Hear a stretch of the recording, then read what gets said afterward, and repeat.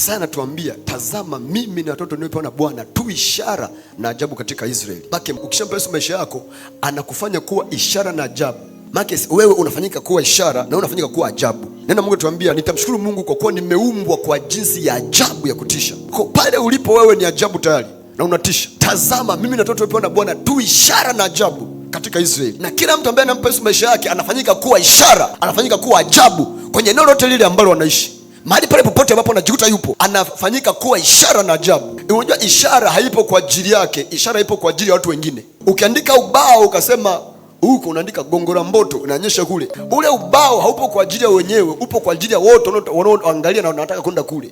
Kwa maana Mungu ametoka kama ishara ili jamii kituona, wanaotuzunguka kituona, mazingira kituona, yafate kule ambako sisi tunaelekeza. Kwa sisi tu ishara, lakini pia tu ajabu. Sikiliza, maajabu unayotafuta wewe mwenyewe ni ajabu. Tuna maajabu 7, wanasema maajabu 7 dunia. Kwenye hiyo 7 tufanye yako 8, ila wewe ni wa kwanza. Ajabu la kwanza ni sisi. Yale mengine yanafuata. Na sisi tuko duniani. Hebu fikiria. Biblia inatuambia, Mungu anasema mbinguni ni mahali pa kiti changu na duniani ni mahali pa kuweka miguu yangu. Mwanadamu atanijengea nyumba gani ili nipate kukaa? Ila wewe, Mungu ambaye mbingu nzima akikaa kiuno chake tu kinajaa mbingu nzima. Anasema ni mahali pa kiti changu. Maana kiti cha Mungu kama vile ulivyokaa kwenye choo kimekutosha. Mbingu nzima unavyoiona hivi, mbingu nzima Mungu anakaa, inajaa. Alafu anasema dunia ni mahali pa kuweka miguu yangu. Kwa dunia ni mahali pa kuweka miguu. Kwa dunia nzima unavyoiona hii, ameweka miguu yake.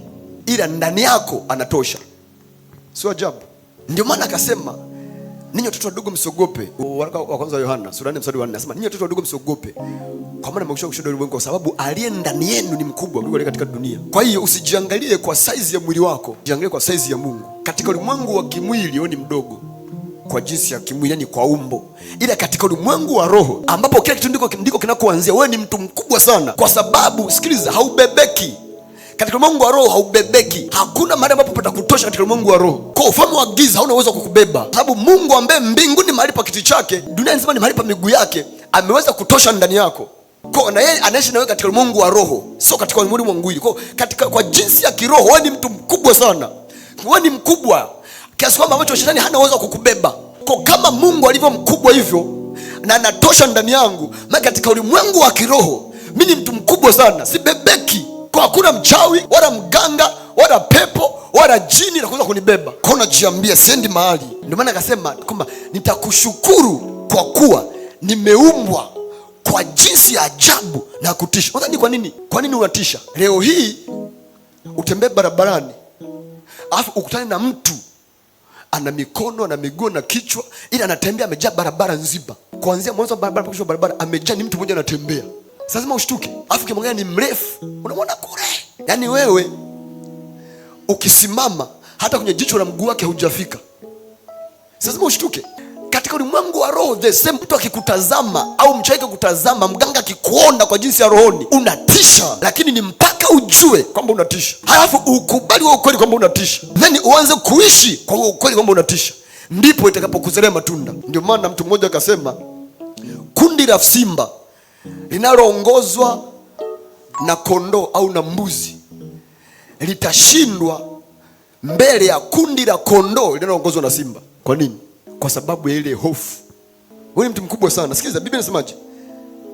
Katika uzao wa mwanamke hakuna aliye mkuu kuliko Yohana Mbatizaji. Alafu Yesu akaongeza akasema, lakini aliye mdogo katika ufalme wa mbinguni, huyo ni mkubwa kuliko Yohana Mbatizaji. Alisema katika uzao wa mwanamke hakuna aliye mkubwa kuliko Yohana Mbatizaji, ila aliye mdogo katika ufalme wa Mungu, huyo ni mkubwa kuliko Yohana Mbatizaji. Anakuambia kitu gani hapo?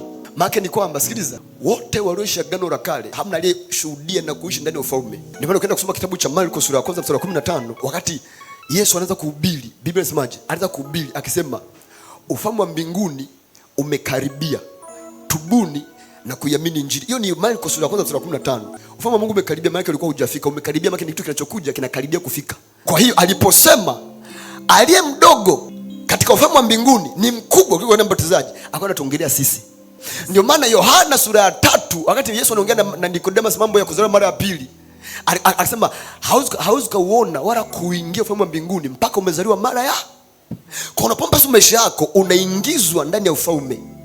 Ndio maana Wakolosai 1:13 inatuambia naye akatuhamisha katika ufalme wa giza akatuingiza katika ufalme wa mwana wa pendo lake. Hiyo ni Wakolosai 1:13. Naye akatuhamisha katika ufalme wa giza akatuingiza katika ufalme wa mwana wa pendo lake. Maana unapompa maisha yako unakuwa translated, unahamishwa, unaingizwa ndani ya ufalme. Because the moment unapompa maisha yako pale pale katika ulimwengu wa roho unakuwa mtu mkubwa kuliko Yohana Mbatizaji. Kwa hiyo kama ni mkubwa kuliko Mbatizaji hauwezi kukatwa kichwa. Unapompa maisha yako pale pale unabadilika, hauwezi kukatwa kichwa. Jeshi la Israeli lilikuwa linamuogopa Goliath kwa sababu ya ule ukubwa wake. Amesimama, ni mrefu, ni bonge. Biblia inasemaje? Upanga wake kwanza unabeba na kama watu watatu. Kila mtu akimwangalia jeshi zima linaogopa. Ilibidi aje Daudi mwenye Mungu ndani yake. Daudi alivyokuja kupigana na Goliath, wakati ule alikuwa ameshapakwa mafuta tayari. Mafuta yake nini? Mafuta yake Roho Mtakatifu. Sasa Agano Jipya linatuambia hakuna anaweza kuja kwa Baba isipokuwa amevutwa na nani? Na Roho Mtakatifu. Kwa Daudi hakwenda kwa jinsi alivyo kwa jinsi ya mwili, alienda kwa jinsi alivyo kwa jinsi ya rohoni. Katika Mungu alikuwa ni mkubwa sana, sababu Roho wa Mungu alikuwa pamoja naye tayari. Kwa alikuwa anakuza ukubwa wa Daudi. Kwa Goliath alienda kwa ukubwa wake, Daudi akaenda kwa ukubwa wa Mungu. Ndio maana nikaangalia, asema ni wewe unanijia kwa kombeo na mawe. Daudi akasema siji na unavyoniona, asema ninakuijia kwa jina la Bwana wa majeshi. Kwa wengine anamwambia Goliath, unakosea sana ukinitazama kwa jicho la nje, sio mimi.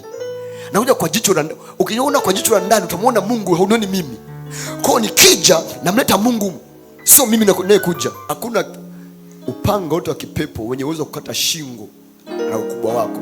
Ukitaka kuua sisimizi hata wembe unatumia. Ila utakuwa ni mjinga kuchukua wembe ukachinje ng'ombe, sababu kabla hujashikia ule mshipa wa mwisho wembe ishapotea, haifiki. Kwa shetani akija anza kukuacha jeraha ili hawezi kuondoa uhai wako, sababu hana kifaa cha kutumia kukata ukubwa wa shingo ulionayo.